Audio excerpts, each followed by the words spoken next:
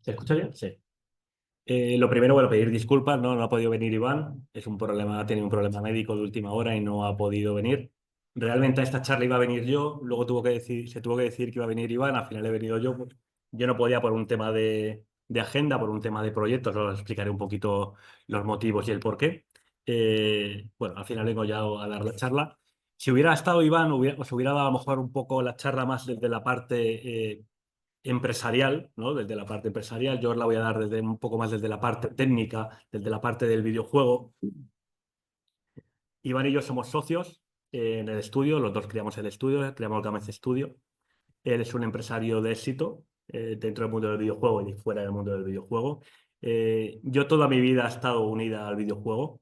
A la edad que tenéis vosotros aquí, yo ya había publicado videojuegos, o sea, soy un abuelo, sí, no sé, pero bueno, continúo al pie del cañón en ello. Yo mi primer videojuego lo creé, cuando digo mi primer videojuego, crearlo, digo hacer un proyecto, sacarlo y cobrar. Eso es muy importante. O sea, estoy intentando diferenciar mucho el lo hago por amor al arte, lo hago porque me gusta o lo hago porque es una forma, ser mi forma de vida, ¿no? Creo que es muy importante. Una cosa no excluye a la otra, pero es importante tenerlo en cuenta. Eh, lo que os decía yo, mi primer videojuego lo hago con 16 años, a día de hoy tengo 48, o sea, ha llovido un tiempo. Eh, y bueno, circunstancias de la vida, yo he estado siempre en el mundo del videojuego, yo conocí a Iván en otro tipo de proyecto y un día él me explica y dice que, bueno, que está pensando montar algo sobre videojuegos, montar un estudio y que la idea es montarlo en Zamora. Esto que puede parecer, él cuando me lo comenta así, yo le digo, hombre, lo veo bien, digo, pero montarlo en Zamora tiene sus hándicap, ¿no? Por una sencilla razón, encontrar los perfiles que puedan cubrir las necesidades que tiene un estudio de videojuegos. Yo le digo, bueno, lo probamos, vamos a buscar esos perfiles, si lo encontramos, si no lo encontramos, yo tiro de agenda y cogeremos gente de otros lugares y tal. Entonces el proceso fue el siguiente. Empezamos a buscar y decidimos ir a la Escuela de Bellas Artes, la escuela como la teníamos nosotros aquí, pero a la de Zamora, ¿no? Buscábamos perfiles de gente que fuera artista o que pudiera ser artista, gente que estuviera trabajando, que no estuviera trabajando. Nos daba un poco igual el perfil en ese sentido. Lo que buscábamos era, y lo que yo siempre busco al final es un poco la genialidad, ¿no? Esa persona de que a lo mejor no tiene esa cantidad de estudios o tan profundizado, pero en cambio sí que tiene esa genialidad en el momento o quiere aprender, que es una cosa muy importante. Bueno, fuimos allí a la academia. Se presentaron X número de chicos, les hicimos unas pruebas, volvimos a hacer unas pruebas y al final nos quedamos con 5 personas de allí. 5 personas que no habían estado nunca relacionadas con el mundo del videojuego, o sea, no tenían ni idea del mundo del videojuego. A día de hoy sí llevan trabajando 2 años con nosotros, son seniors, pero son seniors con un nivel muy alto en ese sentido, ¿no? Porque al final trabajamos los 6 primeros meses del estudio en lograr crear un workflow de trabajo, en crear una comunicación, el cómo yo les podía explicar aquello que yo ya había vivido en muchos sitios con mucha gente. Cuando trabajas con un senior, luego lo vais a ver con Alberto, no te hace falta explicar mucho. Tienes muy claro qué es el objetivo y cómo y esa persona lo va a realizar o ese equipo lo va a realizar. Con un junior no sucede lo mismo, ¿no? Y con alguien que no ha estado nunca en la industria, pues sucede menos. Ese fue nuestro proceso, ¿no? ¿Por qué digo esto? Porque igual que ellos están trabajando en el estudio a día de hoy, eran como vosotros en este momento. Igual, aquí habrá gente que seguro que está trabajando o ya ha hecho trabajos o tal, pero en el fondo se está formando, ¿no? Entonces, la parte de la formación es muy importante. También es verdad que es muy importante la parte de la formación que se da aquí dentro del centro, pero cuando se cierra la puerta y se sale fuera de la puerta, continúa la formación. En un trabajo creativo, como puede ser la creación de videojuegos o el desarrollo de imagen 3D o el desarrollo de vídeo, gráfico, fotografía, eh, realmente yo creo que la formación empieza cuando sales de la puerta, ¿no? Cuando dejas de estar tutelado, ¿no? Por alguien que si le puedes preguntar y te va a decir por dónde ir. Nosotros los 6 primeros meses los trabajamos realmente para conseguir ese workflow de trabajo y logramos conseguirlo. Nos costó, pero lo logramos. A día de hoy, un año y medio después, continuamos con el mismo workflow de trabajo que conseguimos desde el principio. Eso nos ha llevado, para que os hagáis un poco a la idea, y ahora vamos a hablar de nuestros juegos y de cómo hemos creado los juegos, pero nuestro juego principal, que es Dirok, que es un eSport, el primer eSport español que se ha hecho en la historia. Es un juego que tiene 109 personajes. Meterte en un juego con un equipo junior con 109 personajes es una auténtica locura, pero una locura. Nosotros tardábamos en crear un personaje, todo el equipo, toda la parte que está en la parte de desarrollo de imagen, tardábamos una media de unos 9 días, 10 días en crear un personaje, unas 4 o 5 personas. A día de hoy logramos crear un personaje más o menos cada 2 días de trabajo y la mitad del equipo, para que veáis la diferencia de conseguir al final un workflow de trabajo correcto. ¿Esto qué quiere decir correcto? Que el producto cuando sale nuestro GLB final, lo vamos a meter en nuestro motor y no va a fallar. Eso es para nosotros es llegar al final al workflow, que no se haya roto por ningún camino. Antes lo estábamos comentando en un café. Otra cosa de las que conseguimos fue la siguiente. Tenemos un juego con 109 personajes en low y en high, modelados que entran dentro del juego. Y hemos ido haciendo cribas de optimización para ir bajando el peso del juego. Y nuestro juego lo hemos logrado dejar en 41 megas. A día de hoy eso es una locura, es nada, nada. Comenzamos con 800 megas, bajamos a 600, 400, 200. El último corte que Alberto fue 161 y de 161 a 41. Sin perder calidad, al contrario, ganando calidad. Eso te lo da al final la experiencia en la forma del trabajo. Os voy a empezar a pasar un poco unas slides para que vayamos hablando y vayamos viendo al final el poder de crear. Estas slides que veis aquí las creó Iván, ¿vale? Entonces yo voy a seguir un poco sus slides, pero bueno, voy a ir intercalando un poquito otra parte de información. ¿Qué se hace? ¿Qué hace falta para crear un videojuego? ¿Cómo se financia un videojuego? ¿Qué medios necesito para desarrollar un videojuego? Los juegos nuestros, el staff. ¿Quiénes somos y qué hacemos? Eso lo explico un poquito. Somos el Gamez Studio. A día de hoy, en el estudio somos 14 personas y luego tenemos personas externalizadas. Tenemos personas que están trabajando en Madrid, tenemos programadores que están en Italia, tenemos programadores que están en Estados Unidos. La música, por ejemplo, la estamos haciendo entre Barcelona y Londres. O sea, tenemos mucha parte que directamente la tenemos en Zamora, porque una parte que sí que queríamos que no se perdiera era la identidad, ¿no? Y nuestra identidad era nuestra identidad en Zamora y en Castilla y León. Entonces, queríamos que esa gran parte de persona del núcleo central del estudio siga siendo presencial y siga siendo de Castilla y León. Para nosotros es muy importante. De muy reciente creación, hace 15 días que se ha dado la noticia, tanto nosotros como Pentakill como otros estudios hemos hecho una asociación que es ASIBI, que es la Asociación de la Industria del Videojuego en Castilla y León. ¿Qué buscamos con ello? Es realmente que todos vosotros podáis estar amparados por una asociación en la que podáis obtener información y podáis llegar a lugares donde no podríais llegar. ¿Por qué os digo esto? A día de hoy, yo recibo a diario una media de entre 15 y 30 emails, que son solicitudes para hacer o prácticas o gente para trabajar en esa media. Contar, pues eso, más o menos son entre 15 y 20 diarias a la semana. La semana que menos llegan unas 100 solicitudes. ¿Qué quiero decir con esto? Que veáis la cantidad de gente que hay fuera, que demanda y tiene la necesidad de trabajar. ¿En qué nos basamos nosotros o en qué tenéis que basaros vosotros? Tenéis que ser vuestra mejor versión en todo momento. Si eres bueno, puedes ser mejor aún todavía. Yo hay una palabra que en el estudio lo utilizo mucho, yo siempre lo digo, que nosotros somos buenos, pero no tenemos que ser buenos, tenemos que ser excelentes. Porque estamos hablando que es un mundo muy grande, pero es un mundo hipercompetitivo. Es muy difícil resistir dentro del mundo del videojuego. Cuando digo dentro del videojuego, digo dentro de cualquier arte multimedia que pueda ir enlazado. ¿Qué ventaja tiene el videojuego? Es el único sector que es totalmente vertical y horizontal. Está en toda la vertical y en toda la horizontal. ¿Por qué? Porque nos hacen falta pintores, escritores, escultores, músicos, guionistas, gente de concept art, entornos 3D, VR. Nos hace falta todo, porque lo engloba todo realmente el videojuego. Es la mayor exposición nacional, la mayor conjunto de creación posible.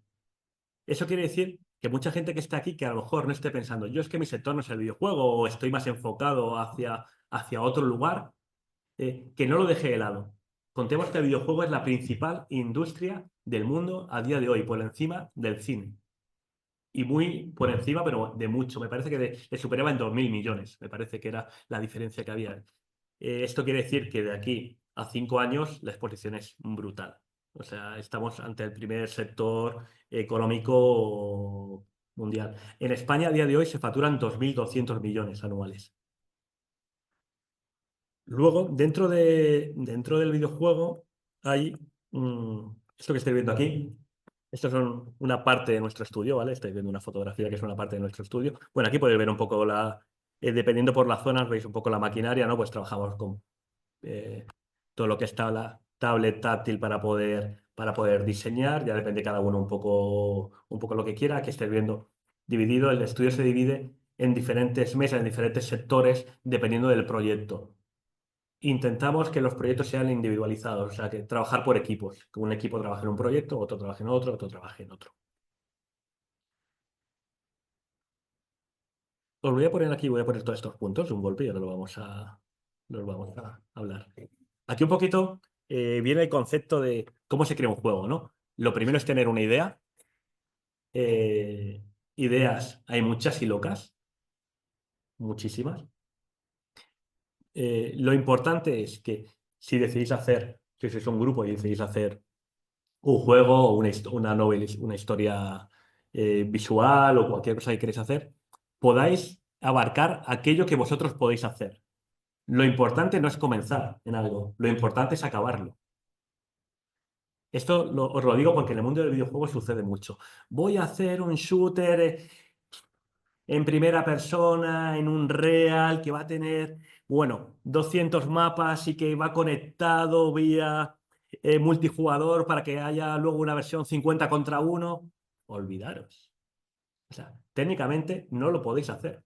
No tiene sentido. O sea, en cada momento cada uno tiene que abarcar aquello que pueda hacer, porque el éxito radica en coger una idea muy pequeña y llevarlo al final. ¿Por qué? Porque vais a conocer todos los pasos por los que hay que pasar. Si cogéis una idea muy grande, va a haber un momento que el proyecto muere en un punto, no podéis llegar a cabo, pero esta parte de la información, que es todo lo que os queda, no la vais a poder conocer de ninguna manera, porque no habéis podido pasar por ella. Entonces yo diría, idea muy pequeña y llevarla a cabo. Pero lo mismo si estáis haciendo un proceso de animación. No hace falta que estemos haciendo aquí un reel de, no sé qué deciros, de 1 minuto. No, vamos a intentar hacer una cosa de 10 segundos. Pero esos 10 segundos que sean mis mejores 10 segundos que puedo hacer. Eh, Eso es importante de cara a que cuando nos vais a visitar, a nosotros, a cualquier estudio que vayáis, al final os vamos a pedir algo, que nos enseñéis algo. Si me enseñas algo inacabado, no va a tener la fuerza que tiene que tener. Prefiero ver algo pequeño y que lo hayas acabado y me digas, eso está terminado, porque voy a decir, hombre, esta persona ha logrado pasar por todos los ámbitos que tenía que pasar, ha logrado llegar al final. Eso es muy importante. Yo creo que es una cosa muy importante. Otra cosa muy importante, que al menos para mí me ha valido, os lo digo, del de mi experiencia, y creo que tengo una experiencia larga, larga, larga, espero que me quede mucho más, pero tengo una experiencia bastante larga, ha sido la siguiente. Eh, yo siempre he trabajado delante de un ordenador, siempre creando mecánicas, creando juegos, dirigiendo proyectos, pero ha habido una cosa que no me ha abandonado nunca, y ha sido esto, una libreta. La gente que me conoce sabe que yo, vaya donde vaya, siempre llevo una libreta. Y luego he tenido siempre la manía de ir con un rotulador Edit 1200. Por una cuestión, me gusta cómo escriben. Yo cuando pienso muy rápido, me gusta que vaya rápido. ¿Por qué digo esto? Porque las mejores ideas, al menos para mí, me han salido en los sitios más insospechados. Cuando no lo he esperado, me ha salido. Cuando busco la inspiración en algo, si me obceco en que me hace falta encontrar una idea, me hace falta tal, tal, entro en un bucle en el cual no consigo realmente que me llegue la inspiración. Tiene que fluir. Yo a día de hoy, después de 30 años, sigo durmiendo con una libreta en el pie de la cama y me sigo levantando a diario muchas veces. Esta mañana justo venía hablando con Alberto, ¿no? Digo, "Host, estamos haciendo un tema tal y anoche me vino una idea justo de cómo se podía una solución y la solución estaba aquí. Pues aquí está. Luego ya la cogeré, ya llegará al estudio, ya la persona que tenga que materializar la materializará, pero os lo digo que eso es importante. Con esto os quiero decir llevar siempre una libreta. Quizás a lo mejor de toda la conversación con de hoy, lo más importante que os voy a decir es que os llevéis una libreta siempre y un bolígrafo. Eh, porque las grandes ideas surgen observando a la sociedad, a lo que está pasando, cómo va a evolucionar. De aquí a 5 años, las profesiones que a día de hoy conocemos van a estar casi obsoletas. De aquí a 5 años, no podemos ni imaginar en qué vamos a trabajar. Y el mayor factor que no va a influir al final es la IA. La IA está ahí, queramos o no, está. Con lo cual, como todo es bueno o malo, depende cómo lo utilices. Si no puedes contra tu contrario, alíate con él e intenta aprovecharlo. Entonces, la sociedad va a cambiar por completo. Va a cambiar el tema del desarrollo en la creación de imágenes, el tema de la creación y producción de videojuegos. Va a cambiar en todo. ¿Qué os quiero decir con esto? Tenéis que estar siempre muy atentos a cómo está la sociedad. ¿Qué está pasando ahora? Y ya que me imagino de aquí, ¿cuántos sois creativos? Me imagino que la mayoría, ¿no? Solo he visto uno que levantó la mano. Los demás vienen aquí a pasar el rato, dos. Bueno, habrá alguno más, me imagino que habrá alguno más. Bueno, al menos levantáis la mano, ¿eh? En la universidad no te levantan ni la mano, tú. Estás hablando allí, a lo mejor para 500 y dices, poca savia hay aquí, hay poca vidilla, ¿no? Lo que quiero decir con esto es que imaginéis el futuro. Vosotros sois el futuro, realmente. Sois los que tenéis que construir el futuro. Yo después de 30 años, ¿a mí qué me quedan para firmar? Bueno, yo soy muy creativo, ¿no? Entonces, me queda mucho juego para firmar, pero ¿qué me pueden quedar para firmar? A día de hoy llevo firmado 42 juegos, me pueden quedar 10 más, no me quedarán más, ¿vale? Pero a vosotros os queda un recorrido inmenso. Entonces, vosotros intentar a día de hoy pensar qué va a suceder dentro de 5 años. ¿Para qué? Para en el momento que suceda aquello, vosotros ya estéis colocados ahí arriba, ya seáis capaces de ejecutarlo. Después de la chapa esta que os he pegado, que es trascendental. Mira, un poquito las fases de cómo se crea un juego, ¿no? Hay una idea, después de una idea entramos en una preproducción, vemos realmente qué nos va a hacer falta para ese juego, qué cantidad de gente, qué equipo nos va a hacer falta, si nos va a hacer falta más creativo, más gente en 3D, más gente en 2D, y vamos a ir por una línea más 2D, más 3D, más casual. Todo eso lo hacemos en la parte de la preproducción. La preproducción, más o menos, para que contéis, nos lleva más o menos entre 5 y 6 semanas. Es el tiempo más o menos que te va a llevar una preproducción. Por ejemplo, ahora estamos preparando un juego, una IP muy importante, y nosotros vamos a empezar ahora preproducción para empezar la producción más o menos en el mes de enero, sobre la segunda semana de enero. Entonces, contar qué es ese tiempo. Durante este tiempo de la preproducción suceden muchas cosas. Se ven todas las necesidades y se deja que el equipo que va a empezar a trabajar o los jefes de departamento de cada uno, de cada departamento, fluyan sus ideas, ¿no? Soltamos un brainstorming, empezamos a soltar ideas, aunque parezcan locas, las apuntamos todas, luego nos quedaremos con lo mejor y ese es el mejor momento, porque es la parte de producción, preproducción. ¿Por qué digo esto? Porque el momento que entremos a la parte de producción va a ser inamovible. O sea, lo que digamos aquí va a ir a misa. Va a haber una parte de variación, pero muy baja, por una sencilla razón. Porque aunque seáis artistas, cuando hagáis algo, os van a marcar una cosa muy importante, que es una fecha de entrega. Y eso es inamovible. Y como es inamovible, es importante que lo tengáis interiormente autoasimilado. Si te dicen que una cosa va a tener que estar para el viernes, intenta que el jueves esté. Porque es muy probable que el jueves, cuando estés repasando aquello que vas a entregar, digas, esto por aquí chirría, tendría que tal, que tengas ese margen de error, ese margen de mejora en tiempo. Esto es muy importante porque en un proyecto, como puede ser un videojuego, que nos vayamos de tiempo conlleva muchas historias, muchos problemas. El principal, el dinero.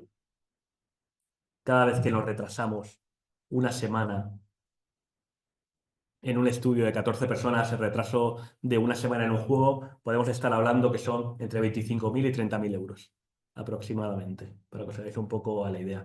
Y sobre todo, otra parte muy importante, cuando se decide hacer un juego y se marca un calendario, lo marcamos por una cosa importante, que es lo que nosotros llamamos la ventana de salida. Nosotros hemos estudiado donde la competencia o otros juegos que van a salir y cuál es nuestro nicho, cuál es nuestro mercado. Tenemos que intentar si eres un estudio pequeño, no ir contra macrojuegos en los que te va a eclipsar, que por mucho que nosotros hagamos no podemos entrar. Entonces, se miran todos los calendarios, se miran todas las ferias y se dicen, pues nuestra ventana va de tal día a tal día, en tal mes, y en ese tiempo tiene que estar obligatoriamente. Y luego por otra cuestión, si hacemos nosotros, hacemos de publisher, pues es nuestro dinero y lo estamos perdiendo nosotros. Si hemos firmado un contrato con un publisher, pues todo lo que nosotros nos retrasemos será dinero que le tendremos que pagar a él. No, no que nos pagarán, sino que encima nos costará. Entonces, ahí las cosas son muy complicadas. Contar que toda la información o cualquier cosa que va de un proyecto va dentro, me imagino que eso sí que lo habréis trabajado, de un NDA. Me imagino, ¿sabéis lo que es un NDA todos? Más o menos. Bueno, al final es un documento de confidencialidad, ¿no? Donde va marcado todo cómo va a ser, que no puede salir información hacia afuera, marcamos unas fechas, marcamos si hay un problema en tribunales, dónde se va a gestionar, si en Zamora, si en otro país, dependiendo de dónde estés. Ahora estamos, por ejemplo, con Trencel, con un tema de chinos y estamos con un juego ahí que estamos entre ellos y tal. Por ejemplo, tenemos bloqueado el NDA en el sentido de que si hay un problema, ellos quieren que nosotros vayamos a tribunales a China. Y nosotros decimos, no, que si hay un problema, queremos los tribunales en España. Por una sencilla razón, es la ley. O sea, es nosotros tenemos que buscar dónde nos podemos amparar mejor a nivel de nuestros derechos. Si vamos a China, sabemos que no tenemos nada que hacer. O sea, no hace falta ni que nos presentemos a juicio, aunque tengamos la razón, lo vamos a perder, ¿no? Pero para que veáis esa importancia. Entramos en producción y nos vamos por ejemplo, vamos a entrar en la parte de programación. Nosotros trabajamos principalmente con Construct 3, ¿vale?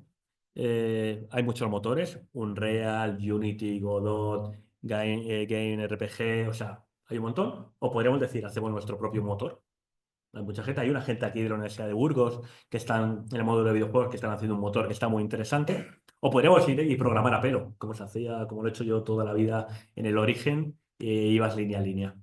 Trabajamos en Construct 3 por una sencilla razón, nos permite hacer nuestros proyectos de una forma muy rápida para entenderlos y sobre todo nos permite hacer nuestros productos alfa o tener un alfa o una beta de una forma muy rápida, muy rápida. Nosotros podemos tener un juego, al menos para estudiar sus mecánicas, en menos de una semana.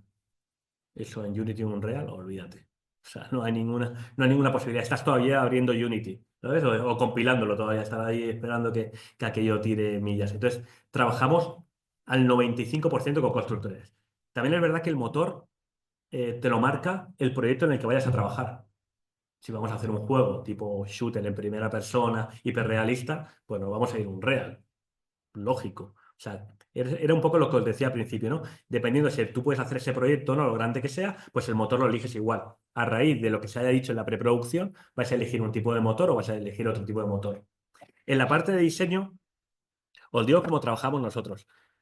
Nosotros empezamos, teníamos medio estudio que la mitad trabajaba en Maya y la mitad trabajaba en Blender.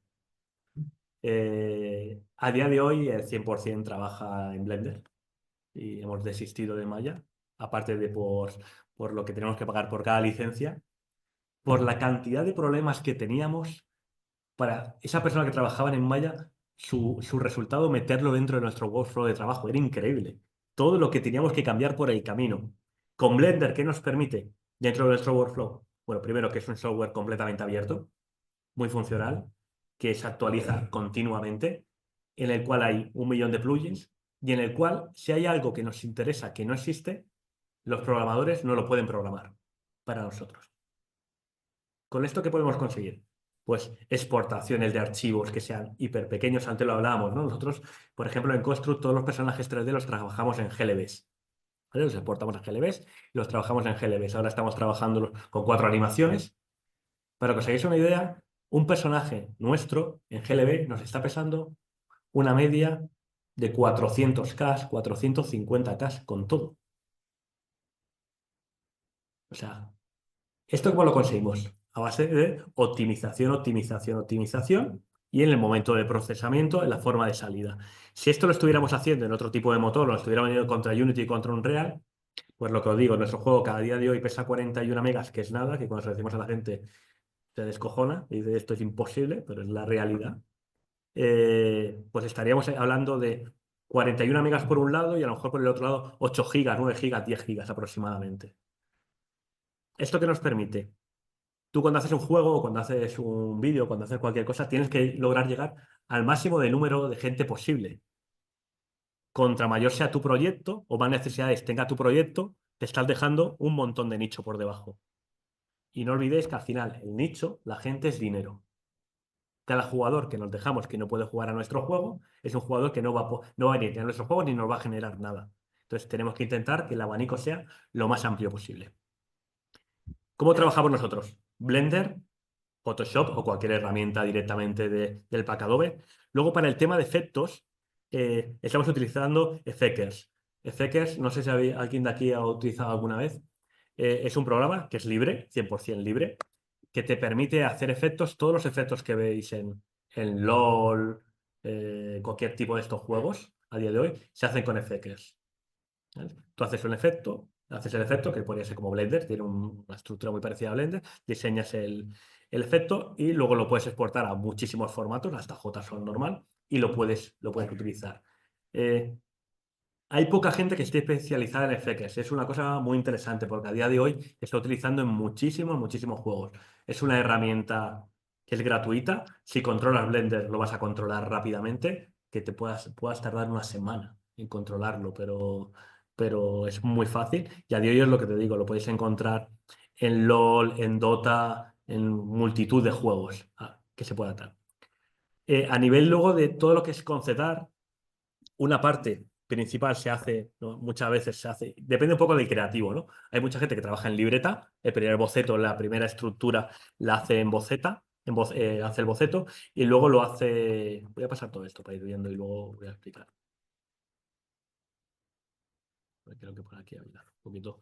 Eh, Se hace el boceto en papel o en acuarela o como se quiera y luego lo pasamos a Procreate, ¿vale? Procreate, me imagino que sí que aquí utilizaréis, si tenéis iPad, me imagino que la mayoría lo habréis tocado o tampoco. Sí, vale.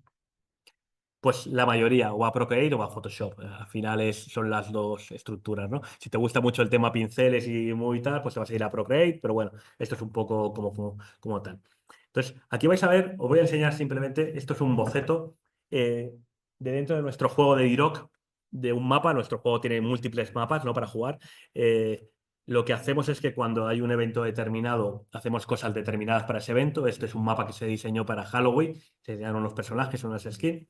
Este es un concepto, el primer concepto que se hace. Ya sería el segundo boceto. Primero solo se habría tirado líneas y aquí se hace el segundo boceto. Y al final conseguimos esto. Esto que veis aquí sería el resultado final que ha venido de nuestro boceto.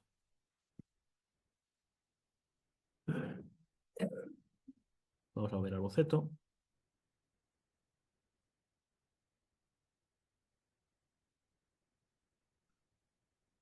Y llegamos a esto.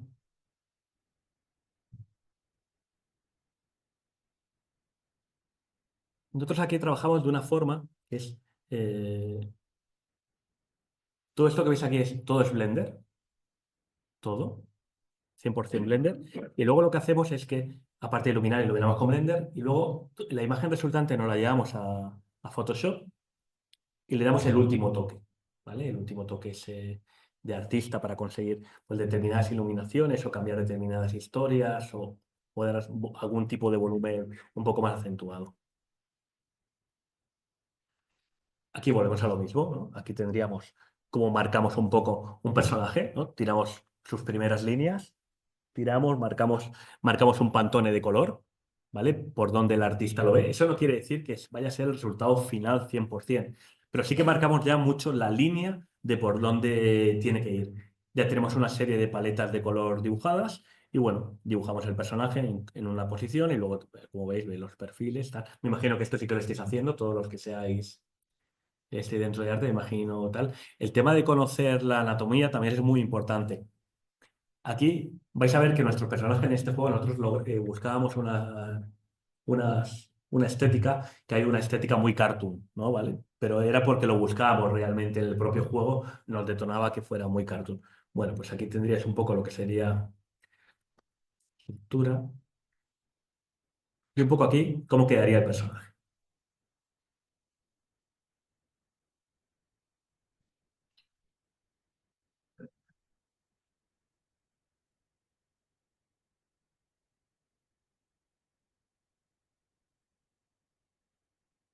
Mm,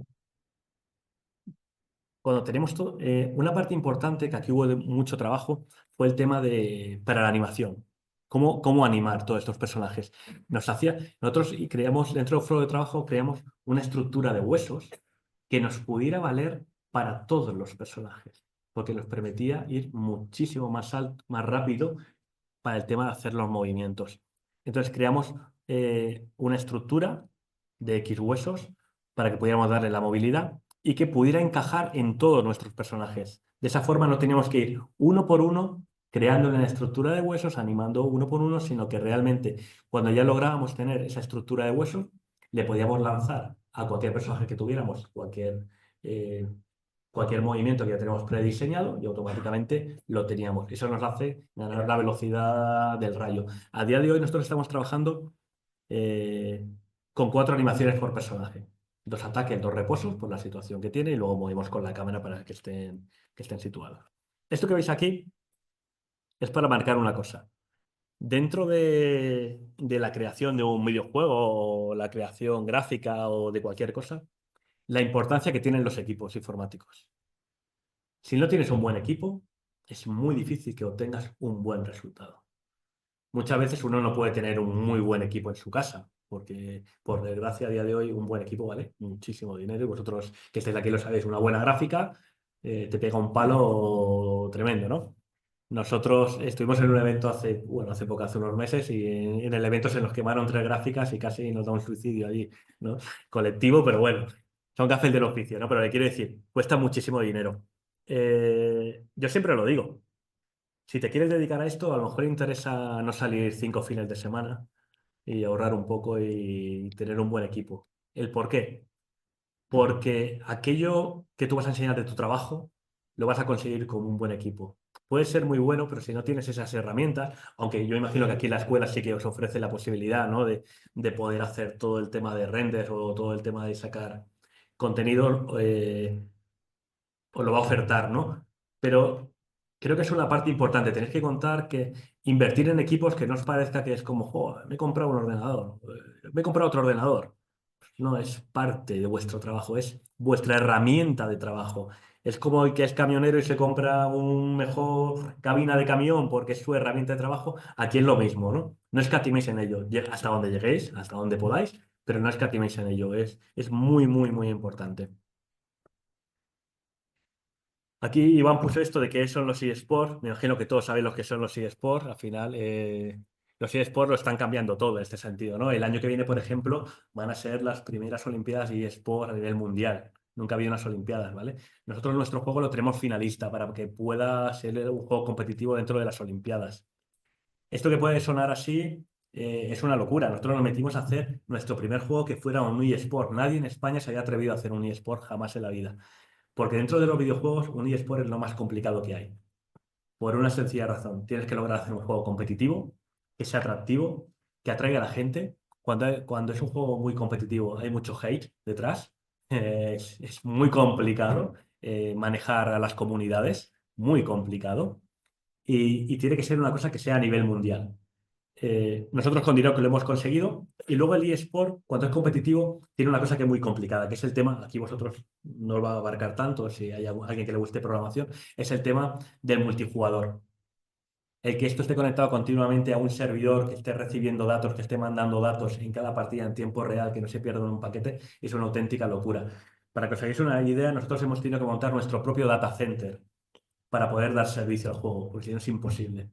Es imposible. Entonces, bueno, era un poco una locura. Decidimos hacerlo, hemos sido el primer eSport de la historia. En nuestro evento en Zamora, en las primeras finales, metimos a 3.000 personas viendo las finales. 3.000 personas son muchas personas. En un juego que llevaba en la calle 4 meses. Eh, y metimos 3.000 personas. Yo creo que por aquí vamos a ver alguna foto. Este es nuestro juego principal, que es D-Rock. Es un juego basado en la historia, 109 personajes. Empieza desde la prehistoria y acaba en la edad moderna a día de hoy. 109 personajes y avanzas por toda la historia. Aquí estoy viendo un poco el hub de cómo funciona el juego, ¿vale? Esta es la estética. Vas pasando por diferentes épocas que son islas. Tú vas avanzando por las islas. Eh, todo lo que veis aquí, todo es Blender. Creo que sí, todo, ¿no? Todo está en Blender. Estos botones que veis aquí circulares, por ejemplo, estos son GLBs animados, GLBs que nos ocupan 200K si nos da la animación y nos quedan perfectos. Aquí tendríamos un poco la captura de una partida. Aquí estamos con uno de los mapas últimos que hemos hecho, que es de la conquista de América. Y aquí tenemos un poco para que veáis por dónde va la estética del juego. Vale. Esta imagen que estáis viendo aquí, estas son de las finals, ¿vale? Estas son de nuestros finales que se hicieron en Zamora. Este año volvemos a hacer unas finals. Se hacen en el mes de marzo, 28, 29 y 30 de marzo, dentro de un festival que se va a hacer de gaming, que es el 28, 29 y 30 de marzo, que va a ser el Singay Show. Es un festival que va a embarcar a todos los estudios de Castilla y León por completo, que la Junta apuesta por él. Y tenemos previsto en estos 3 días meter a 20.000 personas. Eh, Va a estar la final de nuestro juego, van a estar finales de LOL, de Clash of Clans, eh, FIFA, Arcane, bueno, de un montón de estudios. Viene Riot, viene Supercell, vienen todos los grandes y aparte hay una zona muy importante, una zona indie muy importante para que la gente pueda ir y pueda recibir información. Y luego hay una parte que es toda una parte de charlas. Va a haber simposios continuamente de artistas, de creadores, de estudios que van a estar explicando, ofertando y diciendo, bueno, pues cómo está la industria y cómo llega a la industria. Bueno, aquí veis un poco una imagen de muchas cabezas, de gente en las finales. Llenamos lo que fue todo el recinto ferial de Zamora al completo. Bloqueamos, para que os hagáis una idea, no sé si es bueno o malo, pero logramos que no hubiera ni una plaza de hotel en toda la ciudad durante 3 días, que no hubiera un hotel un restaurante para poder hacer una reserva, que no quedara ni una plaza de tren ni una plaza de autobús. Y esto fue en un día metiendo 3.000 personas. Vamos a meter en 3 días a 20.000 personas. Y estamos cerrando con Renfe, estamos cerrando con un montón de gente para que haya un desembarco muy grande. ¿Qué quiero decir con esto? Vosotros sois el perfil de gente que tiene que ir realmente, porque tanto el viernes como el sábado está pensado para el público en general, para el estudiante y para el profesional. ¿Por qué? Porque va a haber publishers, va a haber mucha gente relacionada con la industria que también está buscando y otros estudios que están buscando gente para trabajar. ¿Qué os digo con esto? Prepararos un buen currículum, un buen reel, toda esa información, porque en este tipo de ferias es donde podéis encontrar mayor cantidad de gente necesaria de talento. Nosotros a día de hoy, por ejemplo, tenemos cubierto el 100% de las plazas. Pero a mí me viene alguien y yo le veo que tiene talento y no te preocupes que yo le hago un hueco en esto. Y luego otra parte muy importante es el tema de las prácticas. No olvidéis siempre el poder hacer prácticas. Porque cuando uno sale de la escuela, sale, o como yo lo veo, o como yo lo vivo a diario, sale de la academia o sale del estudio, sale de la universidad, viene de la UTAD, vienen de muchos sitios, creyendo que saben, y cuando llegan allí se pegan el golpe con la realidad del mundo laboral. El mundo laboral y el mundo educativo, por desgracia, no van tan de la mano, ¿no? Están como muy separados, ¿no? Sí que es verdad que se nota más en la parte universitaria que en la parte de artes, o en la parte de escuelas, o en la parte de FP. Hay mucha menos diferencia cuando viene alguien de FP y viene alguien con nosotros que cuando viene alguien de universidad con nosotros. O sea, la parte universitaria y la parte empresarial está como muy... los- eh, se debe un poco a que los planes de formación en la parte universitaria van tan reglados que van 10 años tarde.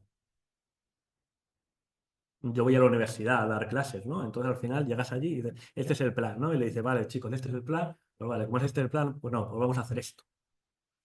Porque lo que yo no puedo hacer al final es darle una clase a alguien o dar una masterclass sobre algo que sé que no lo va a utilizar. O algo que ya no se utiliza, o de una forma que no se utiliza, ¿no?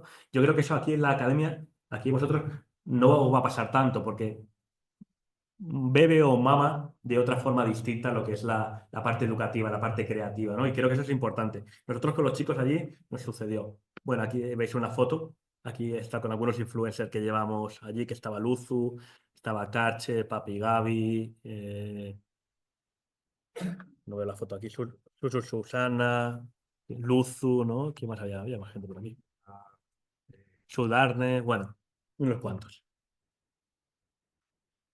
Esto es una foto que nos hicimos de equipo. Esta es una parte, para que veáis aquí, esta es una parte del equipo que trabaja en D-Rock, ¿vale? Solo en D-Rock. Aquí os voy a enseñar proyectos en los que estamos trabajando. Solo voy a enseñar una pantalla, porque esta pantalla no puedo enseñar más porque aquí tenemos el conflicto con los chinos y entonces os voy a enseñar solo una pantalla, ¿vale? Aquí lo que estáis viendo es un trabajo en el que estamos, en un juego que estamos trabajando, que estamos viendo tal, y esto es un shooter. Es un shooter, pero bueno, aquí estáis viendo también la parte gráfica, ¿no? El cómo se cambia el concepto, ¿no? Es un juego de animales, ¿no? Y cómo se cambia el concepto gráfico. Una parte muy importante que tenemos nosotros es que tenemos, y lo vimos a raíz de Diroc, era la parte, la importancia que puede tener el gaming dentro de la educación. Tenemos todo un apartado dentro del estudio que se dedica solo a la parte de educación. A día de hoy tenemos un proyecto muy grande que es DOC, que ya lo presentamos el año pasado en el SIMO. Este año, la semana que viene, volvemos al SIMO. Eh, para presentar ya lo que es la evolución total, y es aportar a la educación gaming, no hacer gamificación, sino realmente crear gaming. Gamificar es coger una hoja, me hago el sombrero y acabo de gamificar, pero hacer gaming es completamente distinto. Tienes que saber de videojuegos para hacer gaming. Y a día de hoy, los chicos, la juventud, la sociedad de hoy en día, hay un conflicto con los profesores, y es que hablan idiomas completamente distintos, ¿no? Entonces, la mejor forma de acercarte a los alumnos es hablando su propio idioma. Y eso lo hacemos mediante gaming. Este es un proyecto que tenemos, que es Doc Student y tal, dentro de un entorno. Todo esto que estáis viendo, que habéis visto aquí, todo es Construct, ¿eh? Aquí todo lo que estáis viendo es Construct, todo directamente. Aquí es que dentro de Doc, cada persona se hace su personaje, que va creciendo con él durante los cursos, que interactúa, que se mueve y que va bien. Bueno, esto es información. Esto es un poco para que veáis un poco la parte de gaming tal. Aquí estáis viendo, esto es para niños de primaria, por eso tiene este estilo un poco más, lo que es más de polígono, lo que son estilos un poco distintos. ¿Vale? Este es otro estilo de juego también dentro de gamificación, que es el de Egipto. Todo esto que estáis viendo, lo que digo es todo es Construct, ¿eh? Pero todo esto se puede hacer en un Unreal o se puede hacer en Unity. Diferencias, para que os hagáis una idea. Este proyecto de Egipto, que dentro de una escuela sería más o menos, en horas lectivas sería más o menos un mes y medio, que es lo que duraría esta asignatura. Si este proyecto de Egipto lo hicieras en Unity, tendrías que contar que el desarrollo sería más o menos entre 7 y 8 meses. En Construct, el tiempo de desarrollo de este juego que estáis viendo aquí, exactamente que estáis viendo aquí, fue de 3 semanas. El tiempo, como dije al principio, el tiempo es dinero. El que estáis viendo, otra parte de la estética, de cómo funcionan dentro de las tiendas. Otro tipo de juego, esto es un time lapse dentro del juego. Esto es en ciencias naturales, esto es un macrocuerpo con todos los sistemas nerviosos completos, donde luego puedes entrar en cada órgano y te puede decir lo que hay. Y luego tenemos una línea, nosotros tenemos dentro del estudio, para no mezclar lo que es Gamez con juegos casual, tenemos un sello que es Merlu Games. Un sello que está dentro del estudio, que funciona de forma independiente y se dedica a hacer juegos casual. Juegos casual son aquellos que tú tienes en tu teléfono móvil y que juegas y ahora juego tal, he hecho una partida, luego ya no juego más, voy a jugar otra partida y tal. Para que os hagamos una idea, los juegos casual acaparan el 75%, casi el 75% del mercado. Nosotros tenemos a día de hoy dos juegos casual en el mercado. Los dos están funcionando muy bien. Tal como nos sacamos un juego en casual, lo sacamos en Steam también. Esto nos lo permite hacer Construct. Nos permite sacar una versión para un lado, otra versión para otro. Y tanto Emoji Connect, que es este, como Blocks, que es este, a día de hoy se juegan en los 5 continentes. ¿Vale? Lo que os puede parecer un juego menor, que uno muchas veces en el juego casual se basa en que es un juego menor, eh, puede alimentar a un estudio completo. ¿Vale? ¿Cómo suele? Esto es una parte que había puesto aquí. Bueno, esto os voy a enseñar. Ahora esto lo he puesto aquí Iván, pero no sé por qué lo ha puesto, pero bueno, es igual, ya lo hemos visto, lo enseñaremos. Eh, la monetización de todos esos tipos de juegos funcionan, sobre todo los casuals, funcionan por publicidad, funciona por AdSense, ¿vale? Que se haga publicidad entre partidas es una forma de financiación, o quitar la publicidad pagando un extra o pagando un buster o una cosa determinada dentro del juego. Eh, a día de hoy, si el juego es bueno, funciona, la gente lo hace, acaba pagando por quitar publicidad. Porque al final dice X horas invertidas, que tengo que pagar 2,99 €, lo pago. A los 2,99 € le quitamos el 30% que nos roba siempre o, o el señor Steam o el señor Apple o el señor Google, le quitamos el 30%, ahora le quitamos el 35% que nos quitan de los impuestos, pues ya le hemos quitado un 55% y le vamos a quitar un 20% de gastos y nos hemos quedado con un 20% o un 10% en el beneficio. Pero aunque sea un 10% de beneficio, imaginaros, si un juego de estos lo descarga 1 millón de personas, hacer la multiplicación. Es mucho. Y esto que estáis viendo aquí, que en teoría por esto era por lo que no podía venir yo aquí hoy, pero que al final me ha tocado venir a mí, esto es un juego que estamos acabando, estamos finiquitando y es un juego que vamos a presentar ahora el día 6 y 7 de diciembre en Bilbao, en la VIG de Bilbao. Es un juego de cartas, hasta ahí puedo leer, y es un juego que está mucho, muy entretenido. Y es un juego que estamos barajando llegar al 1 millón de usuarios. Multilingüe, eso sí que es muy importante, cualquier cosa que hagáis que sea multilingüe y eh, que el lenguaje tenga la menor repercusión dentro del proyecto. Eso para cualquier cosa. ¿Por qué os digo esto? Tienes que lograr hacer la síntesis para que el lenguaje no sea un problema. Si no hay lenguaje, puedes llegar a todo el mundo con aquel producto. Si hay lenguaje, estás acotando el producto. Y si no, tienes que hacer una localización. Hacer una localización de un producto vale mucha pasta, si la quieres hacer bien.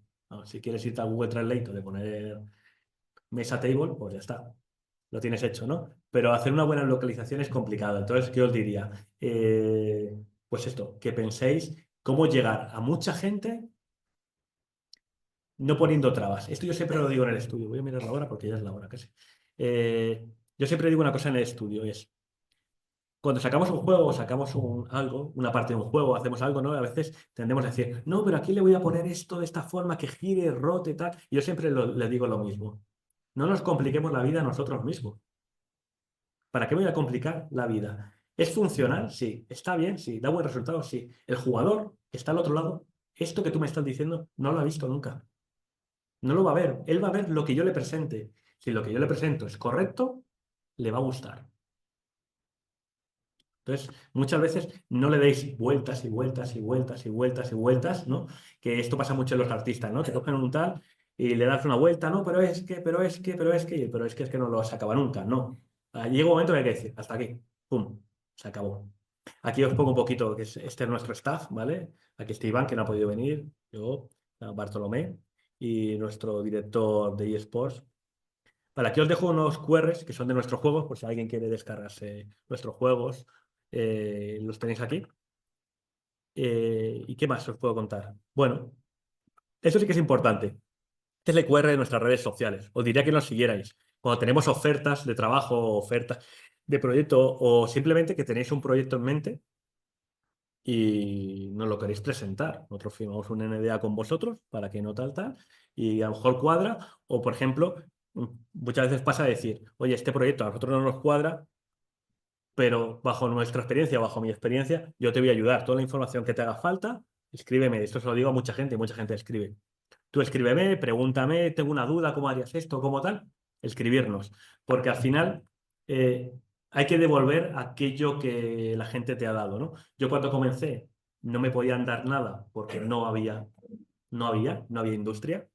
Estamos hablando finales de los 80, no había industria, 90, no se estaba creando la industria, pero a día de hoy sí que hay industria. Entonces, si os hace falta ayuda, si os hace falta una idea o tenéis una idea o una duda o cualquier cosa, ya sea a nivel de videojuego, a nivel de imagen, a nivel de diseño, a nivel empresarial, a nivel de tal, nos podéis escribir directamente a las redes, contestaré yo, contestaré Iván, contestará Alberto, contestará la persona que sea adecuada y tal, pero sí que es verdad que contestamos a todo el mundo.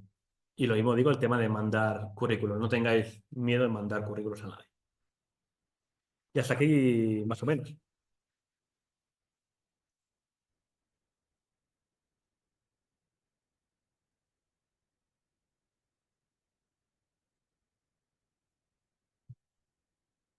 Gracias, Jordi. A vosotros. Interesante. Vosotros. Qué mayor soy. En fin, creo que esto es un universo paralelo a mi existencia, súper interesante. Y bueno, pues nada, vamos a empezar con las preguntas. Yo creo que la exposición que han hecho Jordi sobre la realidad de la industria, lo que están haciendo ellos en Zamora, es que está muy bien, que además ajustado por el propio talento, por el talento autónomo zamorano, y bueno, ya veis lo que están corriendo, ¿no? Vamos a abrir un pequeño turno de preguntas por si queréis consultar alguna cuestión técnica, dudas, cosas que os cruzan por la cabeza. Liquidez absoluta. Mira, Cero dudas. Fenomenal. Bueno, yo sé que es una pregunta un poco típica y tal, pero me gustaría saber qué opinas, cómo afecta o cómo ves tú dentro de unos años la industria en cuanto a la IA, qué puede afectar, ¿no? ¿Cómo va a cambiar? Porque para los que estamos aquí probablemente sea algo desconocido y tú como creador de videojuegos, ¿cómo lo ves para la gente que queremos empezar? No es que sea la pregunta del millón, es la pregunta que te hacen siempre. ¿Sabes? Es la pregunta de moda, ¿no? Es la pregunta de moda. A ver, no olvidemos que al final la IA no deja de ser un algoritmo, ¿eh? Ya, que no te veo cuando que te hablo. La IA no deja de ser un algoritmo, o sea, no es una cosa nueva. O sea, IAs existen de siempre. O sea, esto. Ahora el tema de la IA, hablar tanto de IA, es un tema de modas. Es un tema de modas. Ahora está bien hablar de IAs y dentro de 5 años hablaremos de pepinos. ¿Que va a cambiar la industria? La va a cambiar. La va a cambiar, pero por una sencilla razón, por un tema de... ha entrado tan fuerte que se acaba imponiendo en la sociedad. Acaba entrando y ya no la puedes sacar, ¿no? O sea, no puedes ir contracorriente de la IA. Aquí, yo creo que la gran pregunta es si la IA es buena o es mala, al final, ¿no? Y sobre todo en el tema de los artistas tenéis el tema de decir, hostia, es que la IA me va a quitar el trabajo, ¿no? Esto sucede mucho, ¿no? Por ejemplo, dentro de la industria del videojuego, hay en muchas plataformas o muchos certámenes o tal que si el juego tiene algún componente de IA a nivel gráfico, tú no puedes optar a él, ¿no? No puedes estar. Hay rastreadores a día de hoy que tú le pones y te dices si esa imagen está hecha con una IA o no está hecha con una IA. Yo realmente no estoy ni a favor ni en contra de ello. El que quiera utilizar IA, que las utilice. Porque todo depende del grado que lo utilices y cómo lo utilices. Tú puedes utilizar IAs para generarte prompts que te ayuden a tu trabajo. ¿Eso es bueno o es malo? Eso es productividad, eso es ser listo. A nivel de artistas, una IA va, ¿cómo diría? ¿Va a quitarte el trabajo? ¿Te va a dejar a un lado una IA? No, por una sencilla razón. Porque una IA al final aprende, pero ejecuta por comparación, por imitación de. No puedes hacerlo de otra forma. Lo que nos diferencia al final al ser humano es que somos capaces de razonar, el raciocinio. O sea, la parte creativa la puedes llevar a un sitio completamente distinto. Si ahora mismo con todo lo que estés aquí cogiéramos un folio y dijéramos, vamos a dibujar una casa, nos saldrían como mínimo 40 casas distintas, porque cada uno pensamos de una forma distinta. Entonces, ¿va a cambiar? No va a cambiar. Sí que es verdad que vamos a ver una evolución, ¿vale? Va a haber una implantación de la IA y va a haber una evolución, que eso sí que puede ser que luego tú como artista te veas influido en la parte estética. ¿Sabes? Que tú vayas a ir hacia un lado por imitación. Eso sí que es verdad, porque la IA lo que va a hacer es que nos va a desbordar. Vamos a ver por todos los sitios cosas generadas por IA. Y el tema de, ¿voy a perder el trabajo por una IA? Habrá gente que sí, pero hay que ser listo. Si no puedes con ella, alíate. Sé el mejor utilizando esa IA. Y adelántate al momento. Y adelantarte ahora es que ahora estés en la vanguardia para dentro de 5 años ser el número uno en aquello. Busca lo que te decía al principio, busca la excelencia. Sé excelente. Lo que hagas, hazlo bien. ¿Estás en tu casa? Ten tu mejor casa, ten tu mejor proyecto de vida. Sé tú mismo tu mejor versión para con la gente. Pues con eso igual.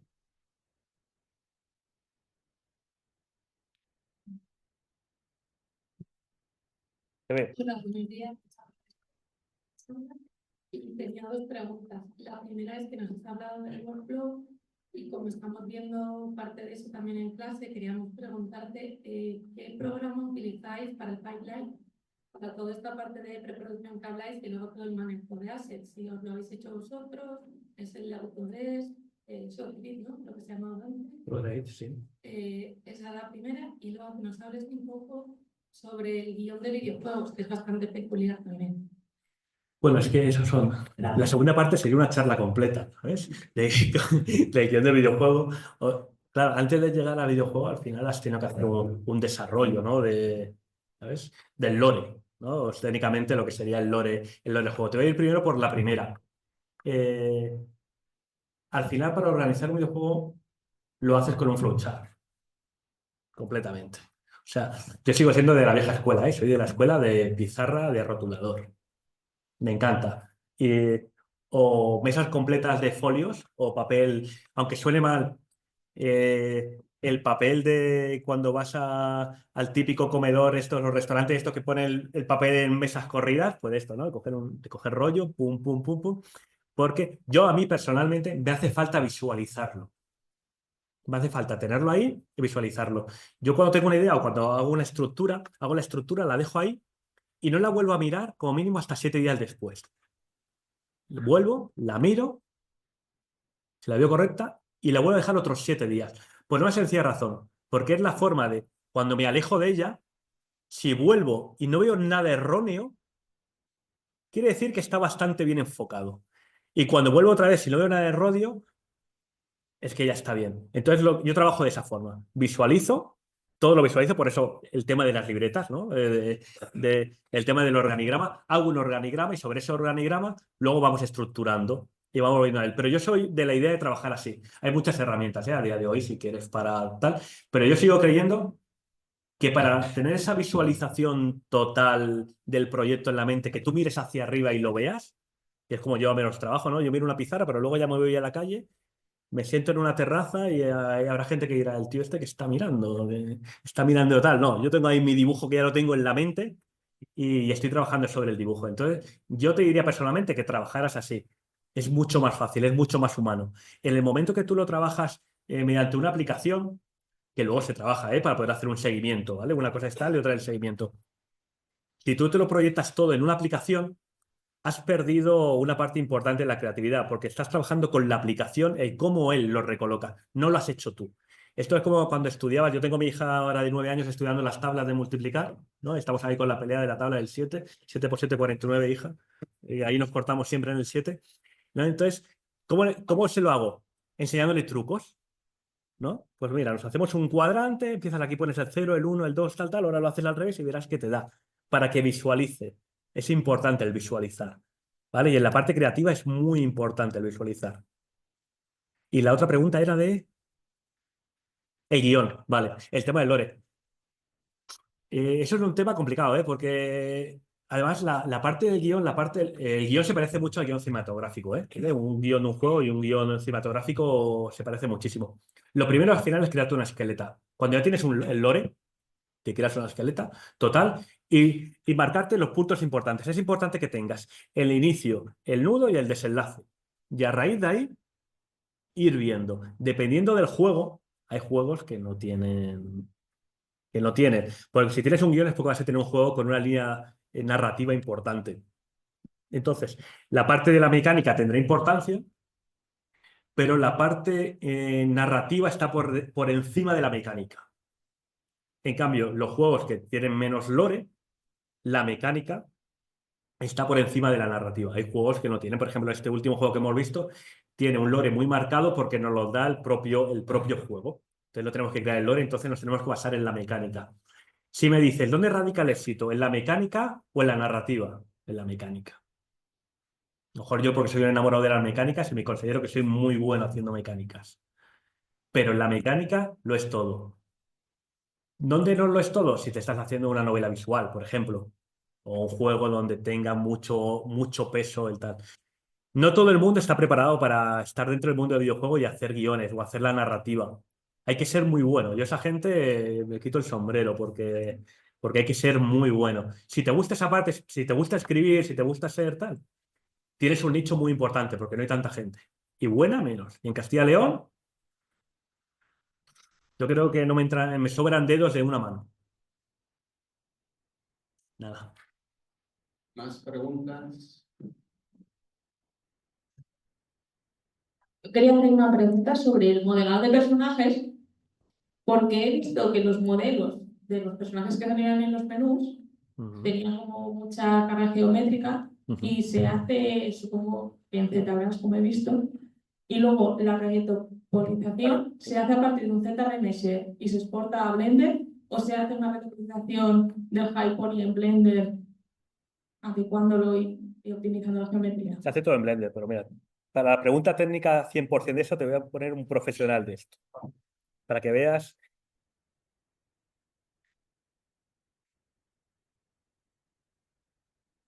¿Se oye? Bueno, Sí. yo soy Alberto y soy modelador en GameZ Studio. Y respecto a tu pregunta, nosotros el workflow que trabajamos con personajes es, primero, le damos libertad creativa a la persona de modelado. Entonces él coge ZBrush y se hace el modelo como él quiere. Y luego lo sufrimos la persona siguiente. Nosotros intentamos hacer, dentro de lo que se pueda, porque todos somos hombres de orquesta y acabamos haciendo de todo, si te puedes especializar en algo, mejor. Entonces tenemos una persona que son, por ejemplo, de Seol, los modelos que he visto que son brutales, que está centrada en eso. Yo, por ejemplo, estoy centrando mucho en retopología. Yo cojo ese modelo y luego hago la retopología. Personalmente a mí me gusta mucho cómo lo hace Maya. La herramienta de retopología de Maya me parece mucho más potente que, por ejemplo, la que utilizas Blender. Entonces tú llegas y una cosa que buscamos muchísimo es el tema de la silueta, ¿vale? Al final en un videojuego tienes que adecuar el prop que quieres mostrar, dónde se va a mostrar y la importancia que tiene. Es decir, si tú tienes un personaje que va a estar en primer plano, le tienes que dar una importancia mayor a la silueta, a que el personaje sea reconocible, que tenga una forma bonita, que tenga una deformación bonita al fin y al cabo. No puedes escatimar, por ejemplo, el look. Igual estoy hablando algunos en chino, pero yo me estoy centrando en tu pregunta, perdón. Genial. Bueno, pues entonces hacemos énfasis en las zonas donde se van a tener que mover. Y una vez que ya tenemos esa retopología hecha, nos llevamos el modelo a Marmoset o a Substance, le aplicamos un bake, que por ejemplo, si no habéis utilizado Marmoset, os lo recomiendo, es magia negra, es una auténtica locura. Y una vez ya hecho eso, lo llevamos a Blender, le aplicamos el tema de animación y por último, hacemos un bakeo de todas las texturas que tenemos en... Nosotros trabajamos siempre de más a menos. Es decir, en ZBrush damos libertad absoluta. Hay personajes que pesan 20, que tienen 20 millones de polígonos, otros 12. Rebeca, mi mujer, que hace poco se hizo un rinoceronte que tenía 45. Bueno, pues luego ya nos peleamos el resto. Y luego lo que hacemos es que trabajamos en texturas 4K y en el proceso final lo llevamos todo a texturas de 256 o de 512. Porque nuestro juego, si lo veis, o sea, nuestro juego, si lo he visto, se ve muy chiquito. Entonces es innecesario gastar recursos y tiempo. Y luego, por lo que ha dicho Jordi, si yo cojo modelos muy complejos, limito el número de móviles que pueden moverlo, en ordenadores que necesitan un requisito mayor. Entonces, en un principio, el workflow sería high poly, retopología, bakeado y luego ya el tema de animación y por último el bakeado de las luces y texturas dentro de Blender. Y sería más o menos el workflow que utilizamos para absolutamente todo. El único, por ejemplo, que no se hace es en tema de escenarios. Los escenarios que nosotros tenemos son pre-renderizados, son de fondo. Entonces ahí realmente se le da libertad absoluta al creativo. Es verdad que muchos parecen un set de publicidad que si te das la vuelta no funciona, pero al final es necesario. Entonces ahí sí que como va a ser un render, las máquinas que tenemos son relativamente potentes, solo se va a renderizar una vez y ya está. Pero el proceso es, como te he dicho,